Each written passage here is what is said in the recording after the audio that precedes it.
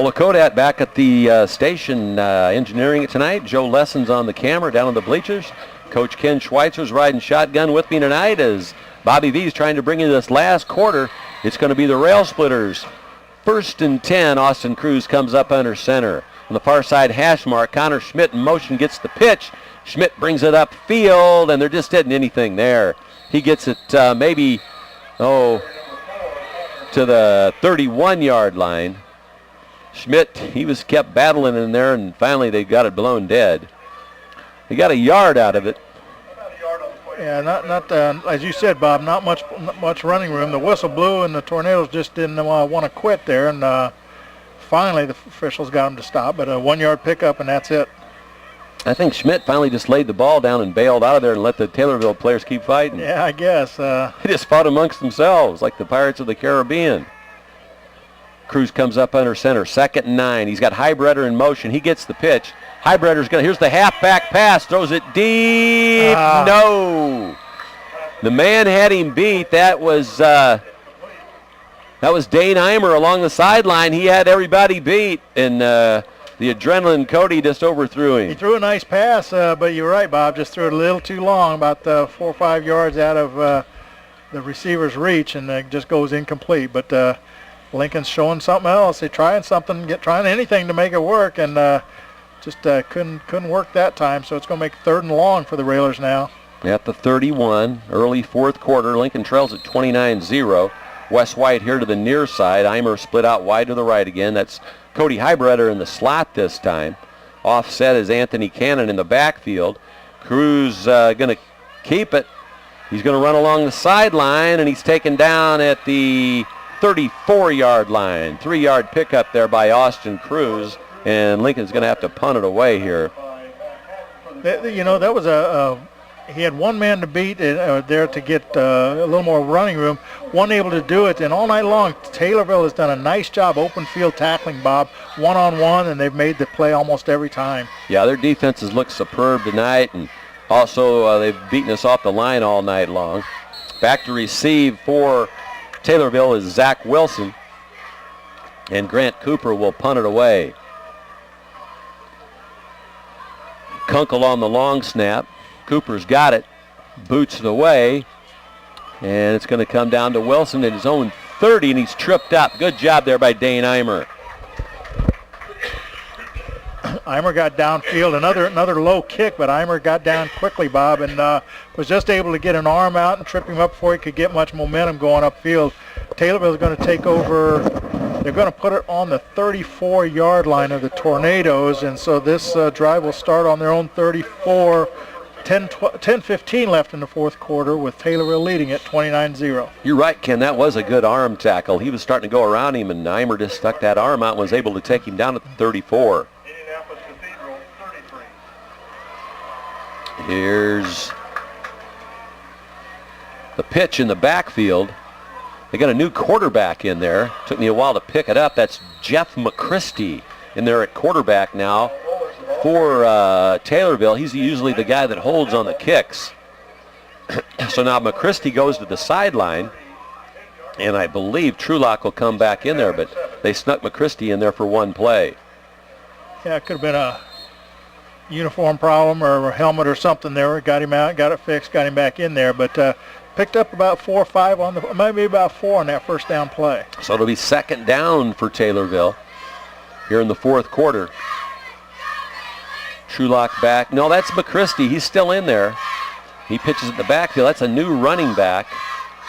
And that was number 6, and that was Tyler Murphy. So they brought in some subs. They got McChristy in there at quarterback, and that was Murphy on the run. And he's down for a first down at the Taylorville 46-yard line. Picked up about 8 on the play, Bob, and they do a nice job. They've done it all night long, sealing to the inside, and they've got running room to the outside. He had picked up 5 before White Shirt even showed to make a tackle. So here's McChristy, and now the officials blow it dead. Oh, there's a quick problem with one of the Railsplitters, and Austin Cruz comes over and helps one of the big guys on the line straighten out his face mask, and he's ready to go. Christie looks at his tight end, one of his wing backs, and now he's going to come up under center. McChristie is a junior, and he wears the number 8. He's at his own 46-yard line. Now he's got a man in motion, and they give it to the new fullback, and he's not going anywhere. The Railers stood him up right at the 45-yard for a 1-yard loss. That was Riley Reed was there for the Railsplitters. Also for Lincoln in there was Austin Brummett.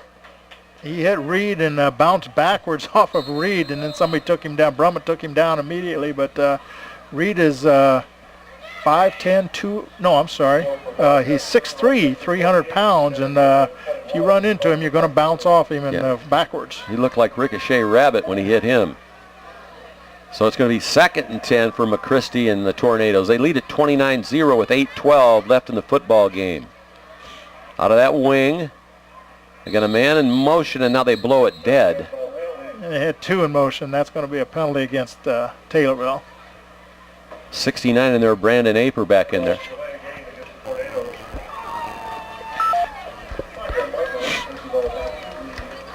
And they're going to march it back to the 41-yard line. They got some subs, as you said, Bob, in there, and getting these plays off sometimes doesn't go quite as smooth as the first unit, and they had 2 men in motion that time. That's a 5-yard penalty. Yeah, they had that extra guy floating around about 10 yards off the line of scrimmage back there. I didn't understand that. That's a floater position, I guess. Yeah, or whatever. He might have been a bobber. Here we go. The line's ready, and the backs are discussing what to do there, but they're going to get a play off here. They got some time. With 8:01 left in the game, we got a man in motion. Now McChristie hands it off. Oh, man, another guy got swallowed up. That was Connor Schmidt. Connor Schmidt, man, that looked like a takedown in a wrestling match. Took down the running back for Taylorville. And now McChristie's going to go to the sideline and get some more, some verbal instructions.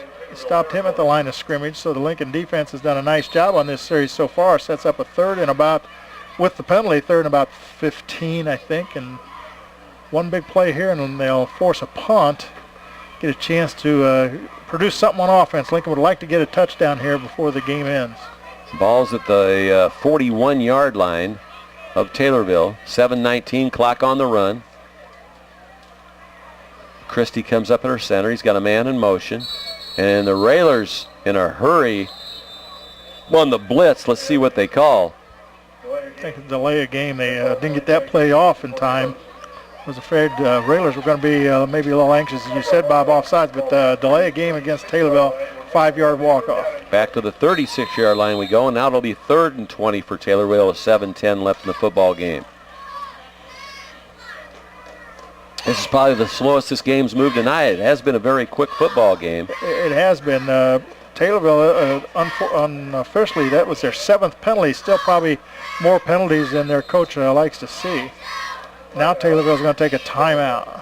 So a timeout with 7:10 left in the game. Taylorville leads the Railers 29-0. Jeff McChristie, the quarterback for Taylorville, with 7:10 left here in the 4th quarter. They got a man in motion. That's Wilson. Wilson, the kicker's got the football, and he has got a good run. He's finally taken down at the 46-yard line. And we'll try and see who picked up that tackle for Lincoln. We couldn't pick it up. There was a lot of guys there, but that was Zach Wilson, the kicker on the run that time, a senior, got it to the 46, but they still got a long ways to go for a first down. He carried a couple times earlier, Bob, for some decent yardage, so he can run with the ball, but you're right, it's a 4th and 10 now in a punting situation for Taylorville. They may have brought in a new punter, but we'll have to check and see if that could still be Blake Peters. Back deep for Lincoln Eimer. That's Peters. And it's going to come down to, they're just going to let it roll dead. And they're going to down it at the 15-yard line. So the Railsplitters will take over 1st and 10 at their own 15-yard line with 6 minutes and 17 seconds left in the football game. And again, that soccer-style kick as he runs to his right a little bit, and he kicks up very well. Gets it nice and high and deep, and no return for the Railers. So the Railsplitters got their work cut out for them. They've got New guys in there. They've got Sean Cannon in there on offense, and also Keaton Letterly for the Railsplitters. A lot of new people in there now, Bob. 55 is Connor Neitzel. Brent Metalco's in there for the Railers offense. 75 is Alex Nato. And split out wide to the right, that's going to be Will Cook. We'll try and pick up who the quarterback is for Lincoln. Sophomore Brent Metalco. Brent Metalco wears the number 1. Pitches to Sean Cannon, and Cannon looking for some running room, and just wasn't much there. He might have got back up to the line of scrimmage. That's Anthony's brother. Sean's a sophomore, and Metalco's a sophomore. They place it on, I think it's back to the line of scrimmage is all he got out of that, yeah. Metalco goes into the huddle. Going to be second down situation for the Railsplitters. 5:50 left for the football game. Taylorville win it here on the road, 29-0. And Metalco will come up to the line of scrimmage on the second down situation. Metalco going to roll to his left. He's a left-hander, and he gets rid of it before he goes down. He was thrown to the deck, but he threw it away before they dropped him for a loss. So now it's going to be 3rd and 11 for the Railsplitters, the 14. Yeah, he didn't have much time there, Bob. You know, he went back and there was purple shirts right in his face, so he just barely got rid of it. Did have a receiver in the vicinity out there, and it fell incomplete. And that stopped the clock at 5:37. They've got the ball at the Lincoln 14-yard line, and here we are, 3rd and 11. A lot of nice white, clean jerseys out there, and now officials timeout. I think they had an equipment issue or something. That they're good to go now. They got the clock rolling again. Sean Cannon goes in motion, but they hand it off to the fullback, and he's taken down hard with no gain, maybe a loss. That could have been Letterly. I think it was. Letterly. Hard to see out there, yeah. That's going to set up another punting situation for the Railers. They punted. They didn't keep track. I could go back and look, but we've punted an awful lot tonight, a lot more than most games. Let's see who's going to punt it. It should be Cooper. Number 12 for the Railers. He's taking over all the kicking, and no, he has trouble with it. Now he boots it away. He eventually gets off a nice kick. That's Wilson at the 50. Wes White's there. He can't grab him. Wilson's still on his feet along the sideline, and Brent Metalco knocks him down. Wilson's a nifty runner. He had Railers all around him, and he finally got it down the sideline across the 30, where it'll be 1st and 10 for Taylorville. It looked like a standoff there. He caught the ball. He stood still, and White was right there and stood still waiting to see what he was going to do. And then all of a sudden he took off and ran away from White, and White couldn't catch him. He caught that ball at the 50, and you're right, Coach, and they finally took him down at the 26, 1st and 10 for Taylorville. And now checking in for Taylorville, that is Alden and Brown. But I believe McChristy is still the quarterback, the junior, with 4:43 left on the game clock. Christie hands it off, and I think that was Alden Brown, and he's down to the 25. No, that was Tyler Murphy, and he got a yard out of it, so it'll be 2nd and 9 down to the 25 for Taylorville. He was slipping as he tried to turn up the middle there, Bob, and Rayler covered him up, and for just the 1-yard pickup. There's 4:20 left here in the 4th quarter. Railers trailing 29-0. Would like to keep Taylorville away from the end zone here one time. You've been listening to WLCN 96.3 out of Atlanta, Lincoln, Illinois. And McChristy getting ready to come up under center here on the 2nd and 9 at the Lincoln 25-yard line. He's got a man in motion, hands off, and he's got running room, and the Railers finally take him down, but he gets inside the 20-yard line, about a 6-7 yard pickup there for Taylorville. And Taylorville, whether it's their first string, second string, they've consistently found running room through the Lincoln line, Bob, and they can get to that linebacker level, and they've already picked up 4 or 5 yards. This time they got about, where are they? They're down to about the 17, so they picked up about 7 on the play. So it'll be 3rd and a short 1 for McChristy and Taylorville in the purple and white. Christie looks along the line of scrimmage. He's letting the clock run down. The 29-0 lead. There's no use for him to get in a hurry with 3:10 left in the football game. He's got a man in motion, hands it off to the first guy through. That looked to be Brandon Moody, a sophomore. 1st and 10 now for the Tornadoes. They stop the clock momentarily. 3:04 on the clock. The ball's at the 15-yard line. Now they wind the clock back up again. And we'll go underneath 3 minutes for the game. Next week we'll be back at Hanlon Field going up against Sacred Heart Griffin. They were playing a tough opponent tonight out of Indianapolis Cathedral. They gave the score, but we didn't catch it. McChristy, and they got a man in motion. McChristy fakes the pitch, and then he hands it second guy through. He's still on his feet, fights for running room and gets down to about the 10-yard line before he is tackled by Ethan Kunkel for the Railsplitters. It's a lot of time, not just that play, but a lot of times it's more like the Railers are dragging him down instead of tackling because they're dragging him for extra yardage, and that time they picked up 5 on that play as he drug a couple white shirt Railer defenders with him. So now it'll be 2nd and 6 for Taylorville. Clock still on the move. 2:10 left for the football game. McChristy still unsure of himself, making sure all his troops are lined up the way he wants them. Now he's letting the play clock run down. He'll let it run down as far as he can. Gets it down underneath 10 seconds. Now he takes the snap. He hands off around the left side and in for the touchdown. That's number 33, Dalton Stokes, in for the touchdown for Taylorville, and that's going to make it Taylorville 35 and Lincoln 0.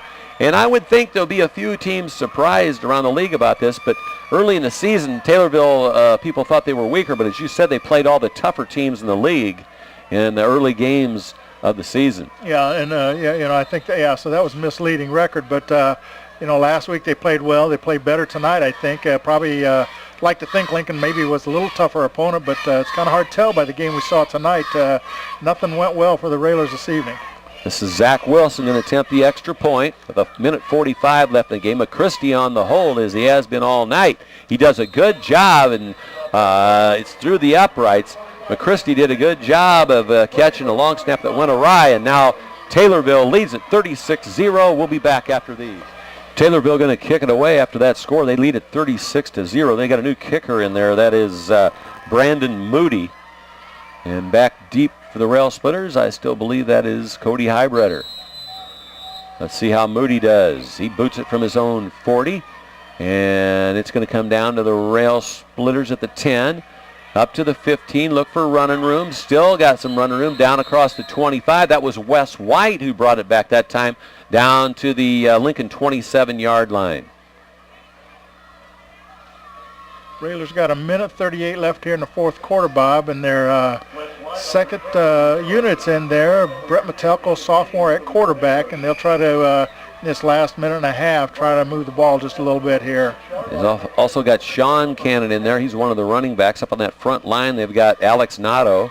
The wide receiver here to the left side is Adam Conradi. They've also got wide out there, Will Cook. Taylorville takes a timeout. Taylorville on the timeout. Also in there for the Lincoln Railsplitters is Ethan Kunkel. Of course, he's a long snapper for the Railsplitters. And now the Railsplitters come over to the sideline for the timeout, and we'll take a 30-second timeout, and we'll be back. Lincoln High School football here from Taylorville. 1st and 10 for Brett Metalco and the Railsplitters. Metalco going to roll out to his left. The left-hander pump fakes. Now he throws it up ahead, and it's picked off by Taylorville. Taylorville's Tyler Murphy making the interception. He's tackled out there for Lincoln by Keaton Letterly.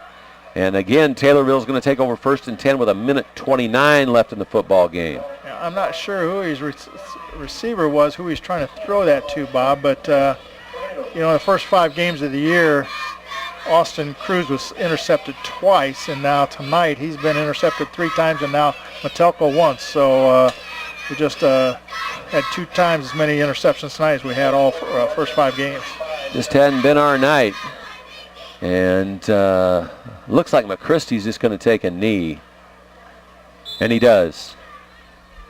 Taylorville's satisfied. They've got enough points on the board, and they'll just continue to kneel this one on out and let the clock run on down.